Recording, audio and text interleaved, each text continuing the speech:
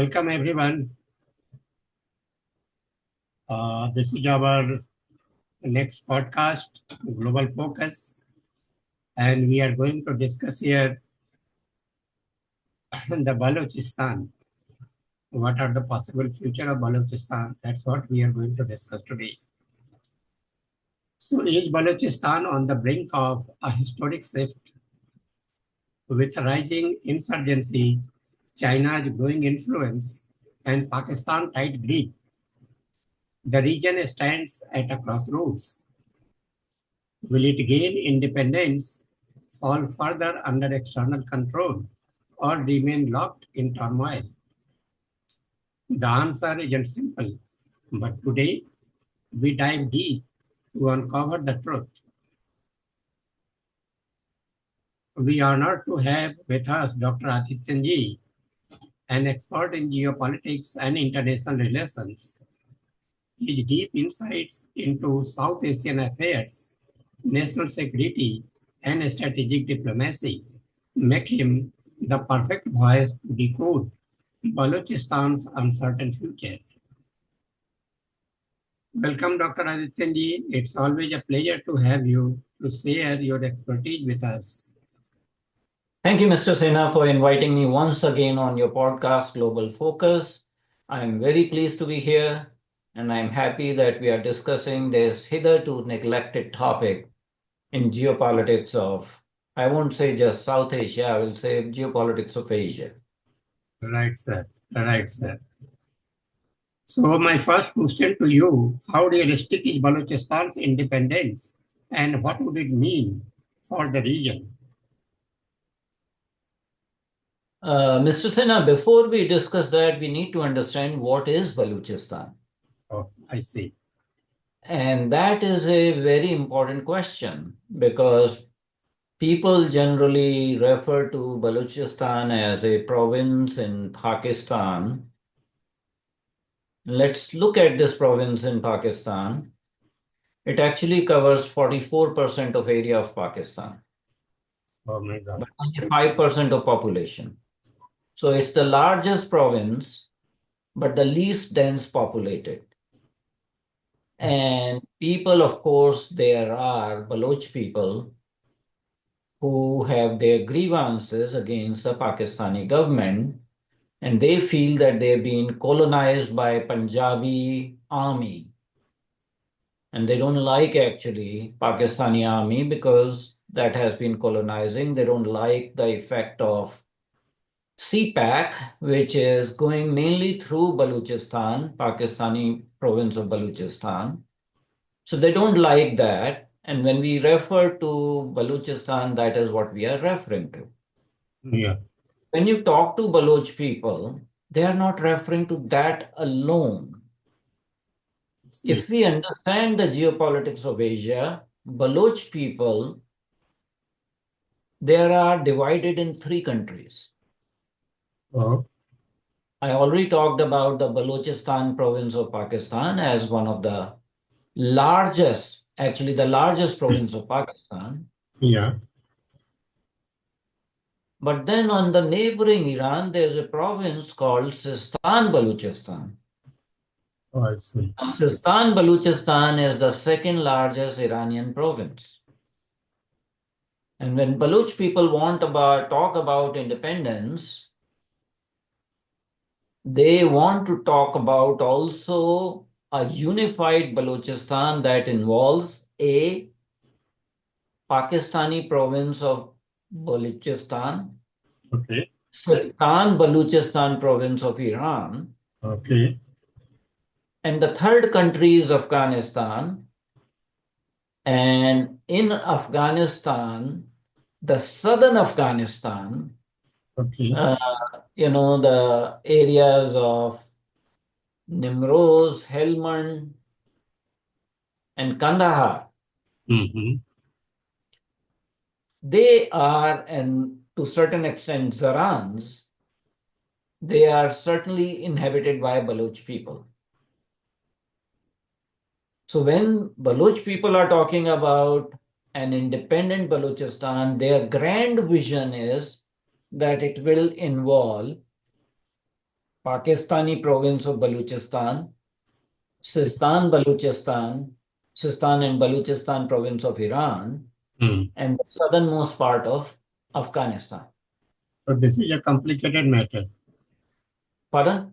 This is a highly complicated matter. So this is a highly complicated matter. My personal opinion is that if Baloch people just focus on getting independence of Balochistan province of Pakistan Okay. as the first step, probably they will be more successful rather than having a grand vision of a independent and unified Balochistan, Yeah. because that generates more problems and practical difficulties. Okay.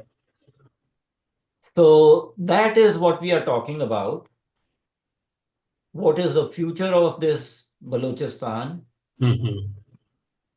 Look, when we talk about future of a nation or future of a people, Hmm. we're not talking about 1 year or 10 years or 20 years. We are talking in terms of decades and hundreds of years.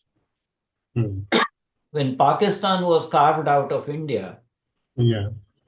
Pakistan, by a lot of cunning maneuvering, diplomatic maneuvering, Hmm. essentially forced the Khanate of Kalat.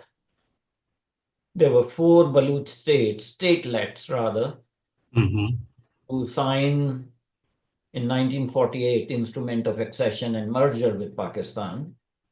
Although there were divisions, the Nawab of that, or the Khan of that Kalat, independently signed that Instrument of Accession. His brother was against it. The National Assembly of Khanat of Kalat was against it. So there have been series of uprisings, Baloch uprisings, and these uprisings started in 1948, and the current one is the fifth one that started actually around 2006, when Nawab Khan Bukti, the the Sardar of Bukti tribe Yeah. and a Baloch independent leader, was killed by Pakistani army.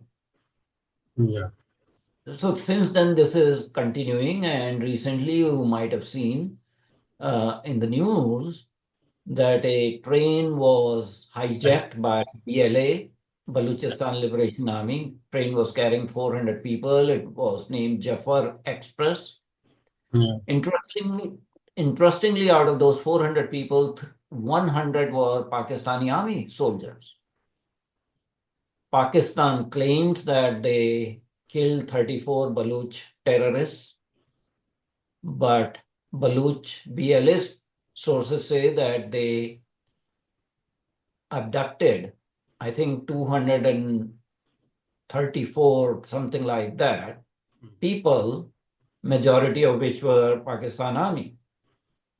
So things are happening there.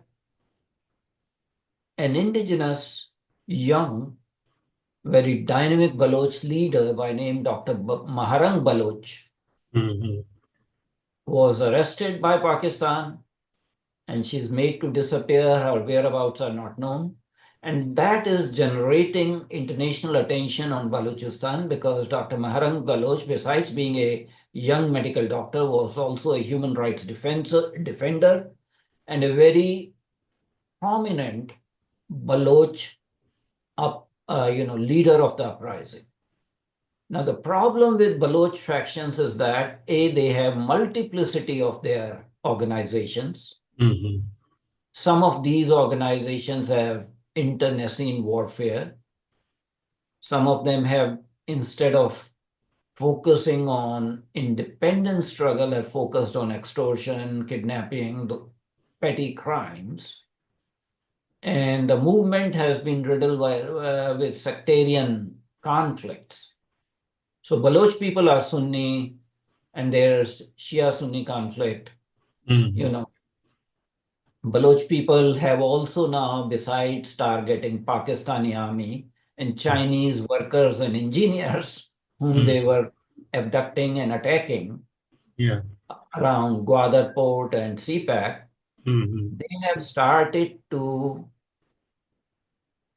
focus and target Pakistani Punjabi civilians and contractors and workers, and also Sindhi workers and contractors. So this is kind of becoming an indiscriminate kind of violence. And I think that's not in their benefit. So if they are serious about independence, they have to, you know, not focus on civilian targets and focus on either the foreigners that are exploiting that country Yeah.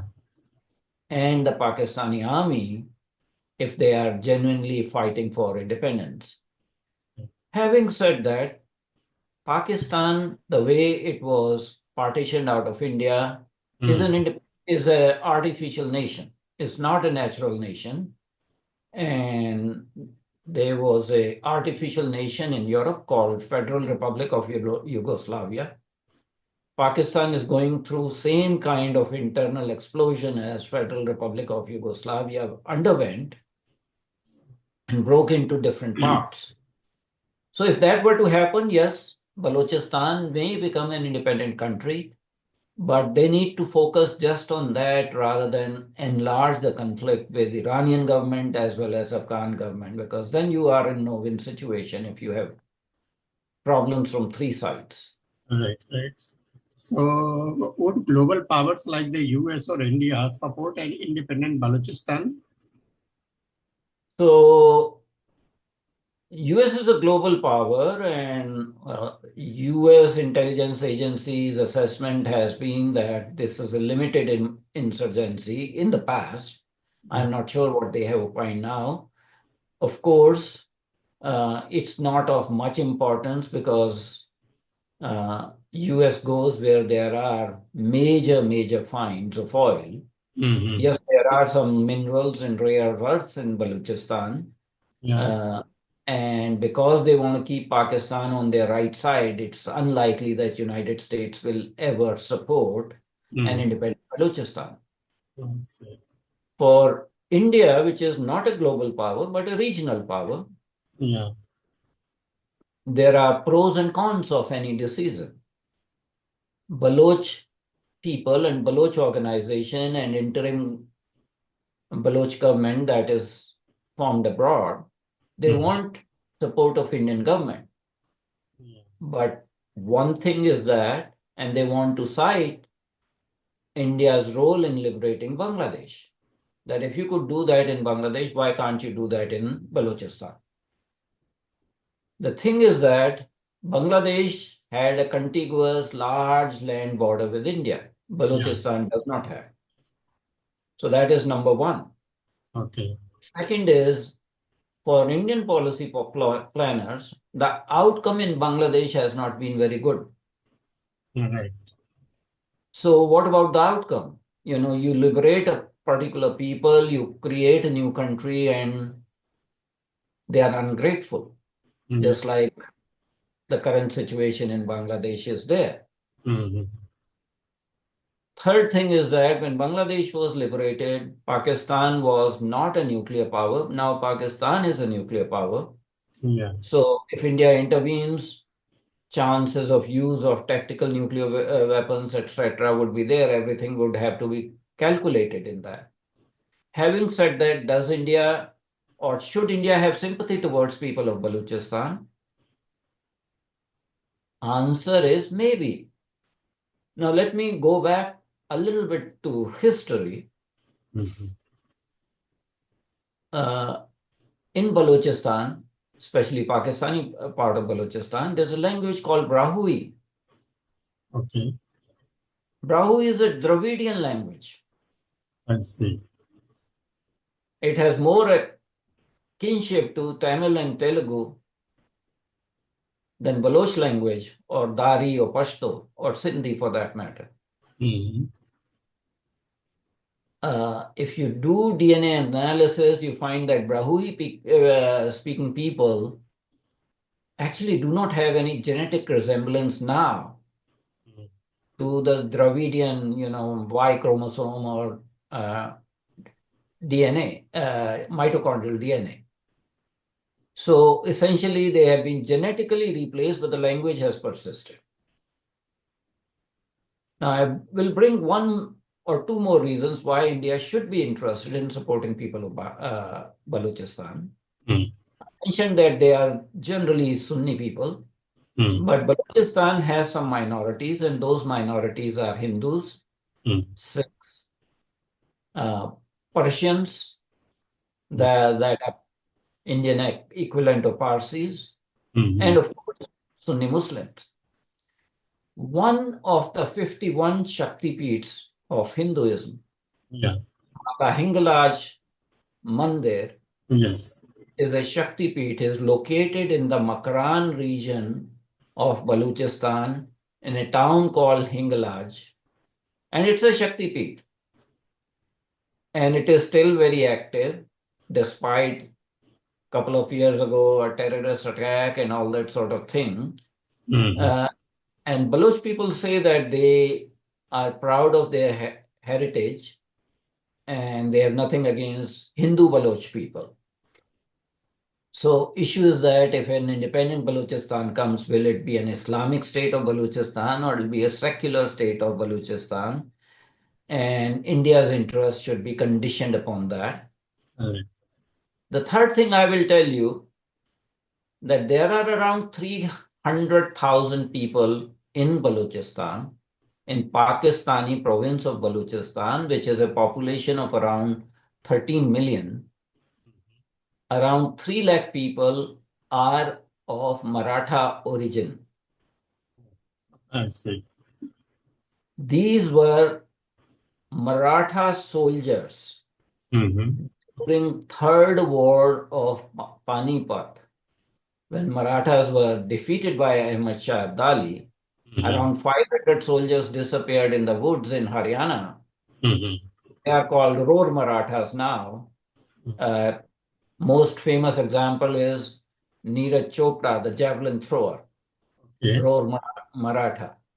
But 22,000 Maratha soldiers were taken as slaves by Ahmad Shah Abdali, and later on they were gifted to Khan of Kalat. So those 22,000 soldiers were forced to convert into Islam, but they retained some of their cultural practices. Uh, and in fact, they have an organization uh, which is called Maratha Ittihad or something like that, Maratha Qaum Ittihad. Mm, So what I'm trying to say that there are some cultural reasons why we need to keep good contact and good ties with a future independent Balochistan because we have some interest. There are these people who say mm. that they were forced to convert, but they have kept their cultural traditions. Some of the cultural traditions, like they won't call mother Ammi Jan like Pakistani people, they call her What they call? I, Ah, right. In the Marathi. like in Marathi, Yeah, I. yeah, yeah. They still do, you know, Saptapadi as a marriage ritual. Mm, So yes, by force, a lot of people were converted. So India may have some cultural reasons. mm-hmm. And I'll tell you something in history that India, because of lack of strategic thinking, messed up. After independence in 1947, Yeah. around 1948, 1950, Mm-hmm. the port of Gwadar was offered to India by the Sultan of Oman. Okay. And Indian government led by Jawaharlal Nehru refused. In 1958, government of Pakistan purchased the port of Gwadar from Oman for 3 million pounds. We just talked about India does not have a land border with Balochistan. If India had taken the offer of Sultan of Oman in late 48, 49, or early 1950s, Yeah. India would have a locust stand. We are now in a post rule-based order phase in geopolitics. Yeah. We are back into an imperialist phase Mm. where the only rule is might is right. And you have at least three expansionist powers that are grabbing territories. And these three expansionist powers are Russia, China, and United States of America, Yeah. that wants to take over Greenland, that wants to take over Panama Canal, that wants to take over Canada. So only the mighty shall live. And if India wants to be a mighty state, Mm. they may have to acquire some of the territories that have been historically lost. So suppose Balochistan gets independence. So could an independent Balochistan become a failed state like South Sudan due to weak institution? Well, it depends what kind of external support they get Right. and what kind of government they acquire. I think the best case scenario for an independent Balochistan would be to become protectorate of India. Yeah. And there will be some help conditioned on the fact that India will decide the defense and foreign policy. Yeah. And for internal consumption, you have your autonomy, but keep it as a secular state Yes. with no forced conversions to Islam, unlike what is happening in Bangladesh.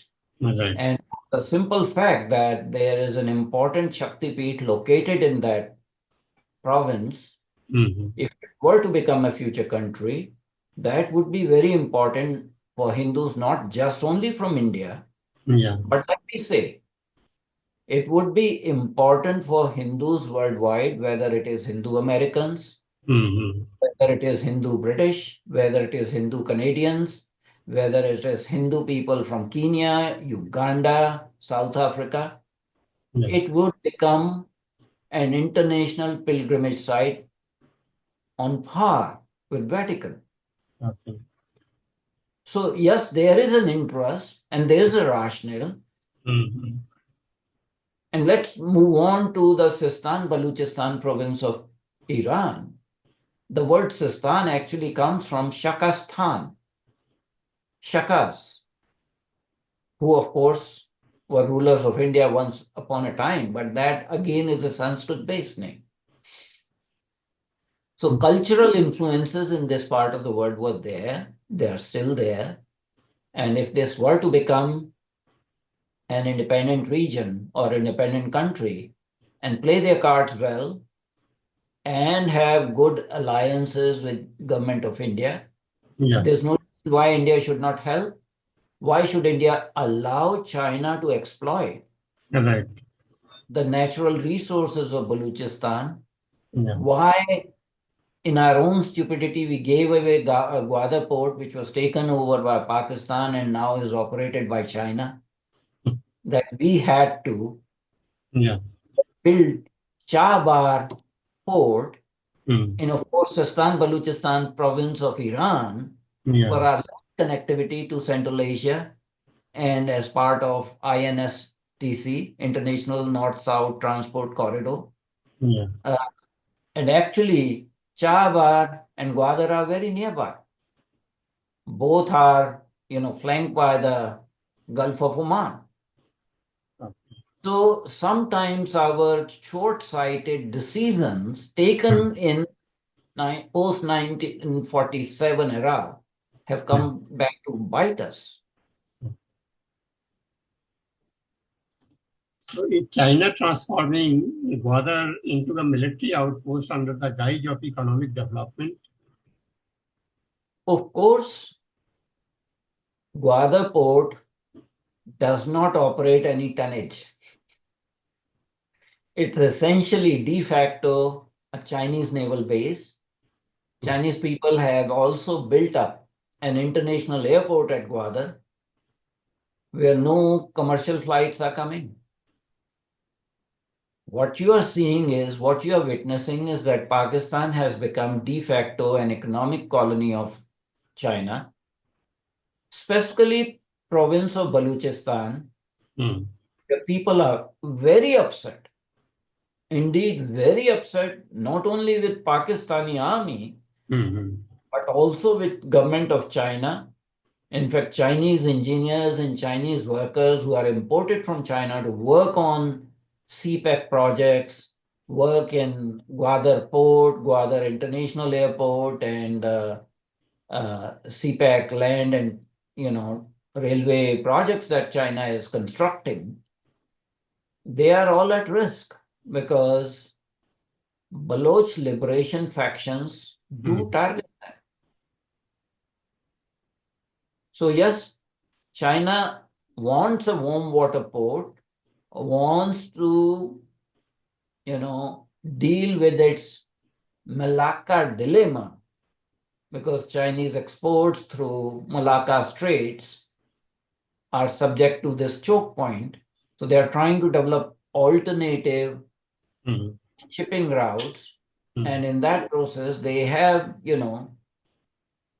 made Gwadar Port and Gwadar International Airport as basically Chinese bases. So, what does China's increasing presence mean for India's security and influence in the region? Well, China's presence anywhere on India's periphery is a security threat that cannot be allowed to operate unchallenged. So that is again one of the reasons why maybe, if not current or future government of India may have to take pro-Baloch support Mm. openly. If push comes to shove, when you are dealing with fluid situation, Mm. China continues to engage countries around India in a hostile manner, whether that is Pakistan, whether that is Maldives, whether that is Sri Lanka, whether that is Myanmar. If China continues to instigate these governments against India, India will have to take some action. That is to neutralize the Chinese threat. Pakistan end up in a debt trap where China control all the critical assets. That is true. Pakistan's economy has gone down. The only reason Pakistan has not declared bankruptcy because of the Western support. The support of United States and Bretton Woods institutions like World Bank and International Monetary Fund, IMF, they Mm. have bailed out every time. They have bailed out Pakistan every time. In the past, Saudi Arabia and UAE also used to bail out Pakistan economically. Now, those two countries have stopped doing that. Mm.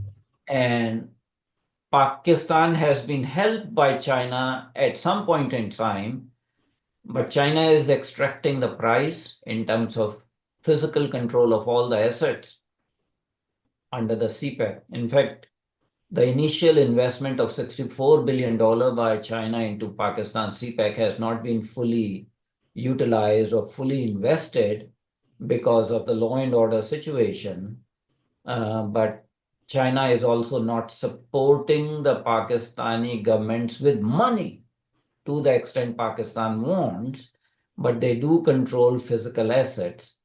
But every time they are about to default, IMF and World Bank actually bail them out on instructions from United States because Mm. they don't want the nuclear weapons of Pakistan to get into the hands of terrorist groups. And how does the Baloch insurgency affect Chinese investments?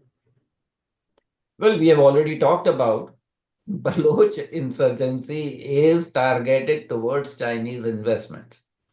They don't like Chinese people, Chinese workers, Chinese engineers, and PLA. Mm. PLA has made a base in Balochistan, in Gwadar Port, Mm. Gwadar International Port. So they are sitting ducks for Baloch freedom fighters, Mm-hmm.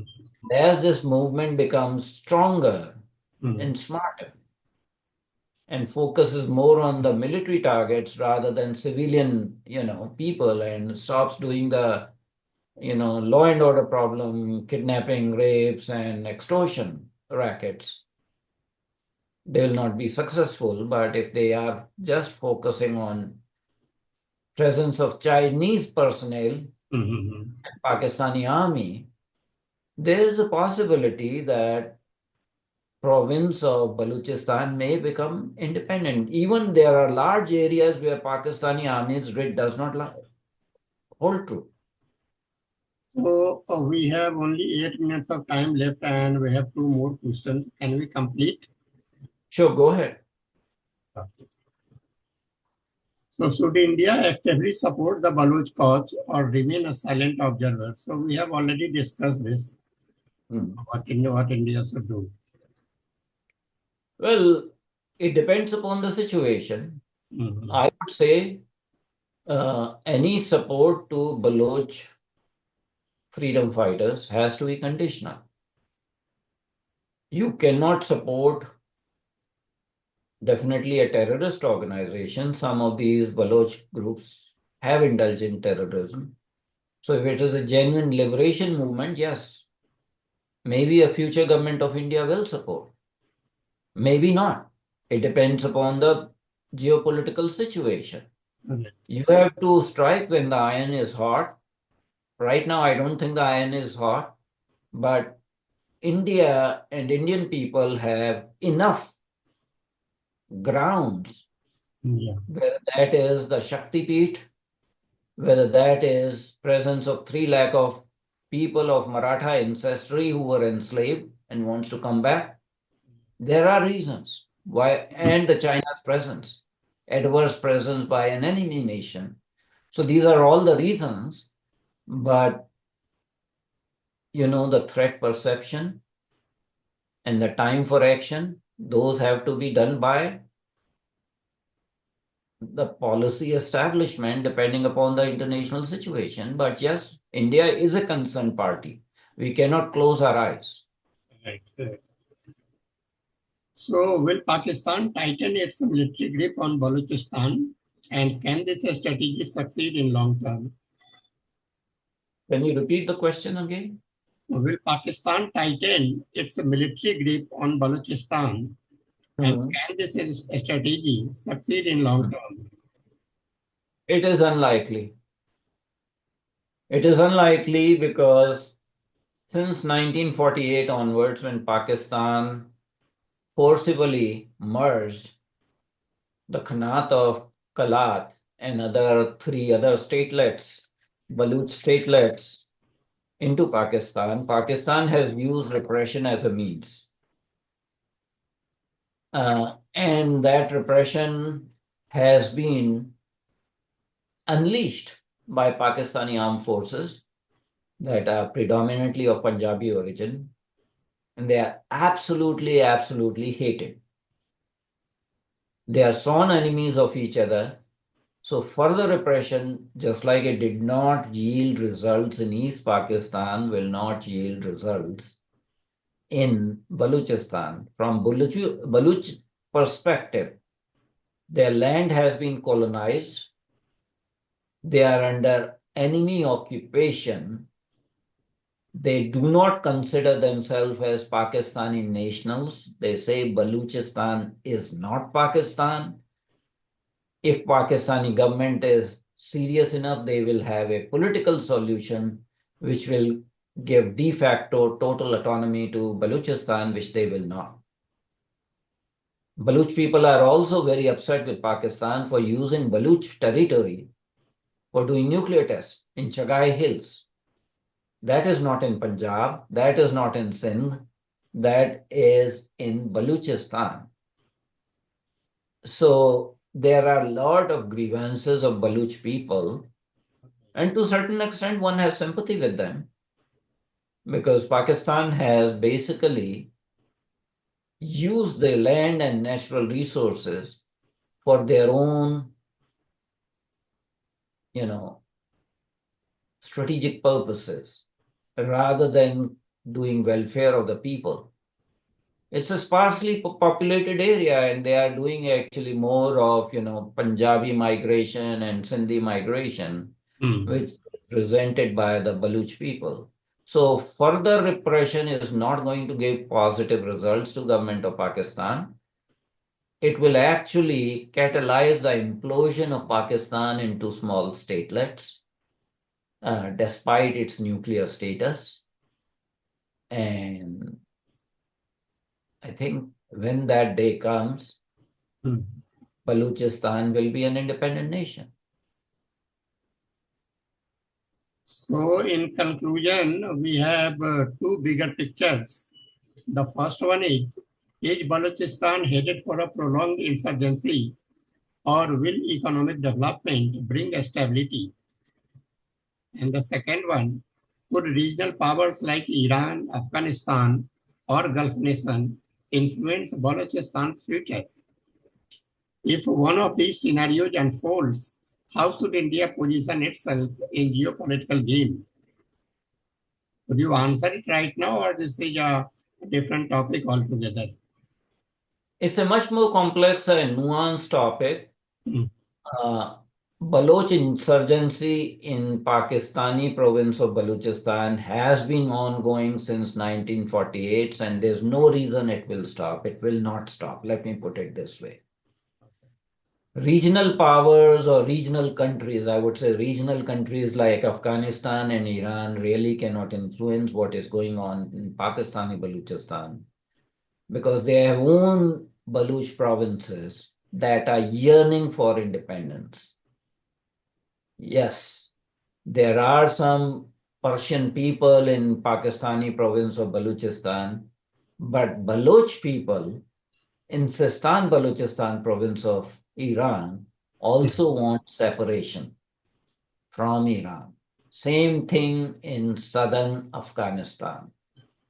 So these countries are not going to support emergence of an independent Balochistan. The only country that can do that is India, and that will be a separate topic in itself as to what conditions are there for any future government of India to intervene and allow emergence of an independent Balochistan. Or, from my perspective, possibly if any government were to do so, it Mhm. should not be totally independent Balochistan, but it should be a protectorate of India. So, as we conclude this intense discussion, one thing is clear: Balochistan's future is anything but certain. Whether it's a push for independence, China's expanding role, or Pakistan's control, the region remains a geopolitical hotspot. What do you think? Will Balochistan ever see true freedom, or is it destined to remain a battleground of interests? Share your thoughts in the comments. If you found this discussion insightful, don't forget to like, share, and subscribe to stay updated on critical global issues. Until next time, keep questioning, keep learning, and